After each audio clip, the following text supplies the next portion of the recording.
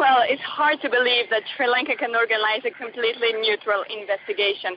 Yesterday, for example, when I asked the army spokesman, he still refused to acknowledge any violation of human rights on the army side. He said that when intensive shelling resumed, no civilian was left in the fighting zone, which is clearly hard to believe as 20,000 refugees fled this area during the last days of the war. I mean, even the ICRC head delegate I interviewed this morning said that the fighting was so important in the LTTE-controlled zone that his teams had to stay during a week in bunkers not to be killed. And with the team of the ICRC were several thousand refugees.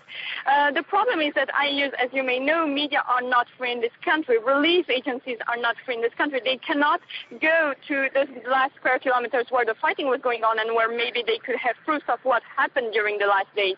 So really, it's difficult to imagine that any independent court put up by Sri Lanka itself will be able to judge both sides' acts. What is left on the cards for the UN and the international community? Do they have any more leverage with this? Not really. Sri Lanka has actually a long story of mistrust towards the international community. For example, a month ago, despite the pressures for a ceasefire, the army has led this war just as it intended. The same way today authorities want to resolve the Tamil issue by themselves. We can say that no visit from the UN General Secretary or from any foreign minister will convince them to act otherwise.